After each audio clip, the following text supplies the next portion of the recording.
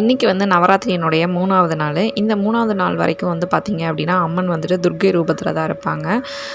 அவங்களுக்கு பிடிச்சமான தாமரைப்பூ கோலமெல்லாம் போட்டுட்டு பிரசாதம் வந்து பார்த்திங்கன்னா, சுண்டலும், காராமணி சுண்டலும், சக்கரை பொங்கலும் பண்ணியிருந்தோம். உருளி லெவலில் வந்து பார்த்திங்கன்னா, நிறைய பூவெல்லாம் வச்சுட்டு நடுவில் வச்சு டெக்கரேட் பண்ணியாச்சு. ஸோ நெக்ஸ்ட் வந்து பார்த்திங்க அப்படின்னா, நம்ம இப்போது தேங்காய் பழம்லாம் உடச்சிட்டு பூஜையை ஸ்டார்ட் பண்ணிக்கலாம். முதல் 3 நாள் வந்து பார்த்திங்க அப்படின்னா, துர்க்கை அம்மனாகவும், அடுத்த 3 நாள் லக்ஷ்மியாகவும், அடுத்த 3 நாள் சரஸ்வதியாகவும் தான் இருப்பாங்க. ஸோ எப்போவுமே வந்து பார்த்திங்க அப்படின்னா, கொலு வைக்கும்போது மனசுக்கு ரொம்பவே ஒரு ஆத்ம திருப்தியும், ஒரு அமைதியும் கிடைக்கும். ரொம்ப ஒரு பாசிட்டிவிட்டி இருக்கும்.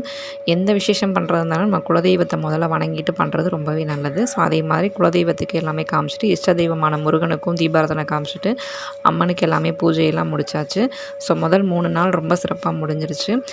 உங்கள் வீட்டில் கொலு வச்சுருந்தீங்க அப்படின்னா, நீங்கள் எத்தனை படி வச்சுருக்கீங்க, என்னென்ன கான்செப்ட்டில் வச்சுருக்கீங்க அப்படின்னு சொல்லிட்டு கண்டிப்பாக கமெண்ட் பண்ணுங்கள். வீடியோ பிடிச்சிருந்தால் லைக் பண்ணுங்கள், ஷேர் பண்ணுங்கள், மறக்காமல் சப்ஸ்கிரைப் பண்ணுங்கள்.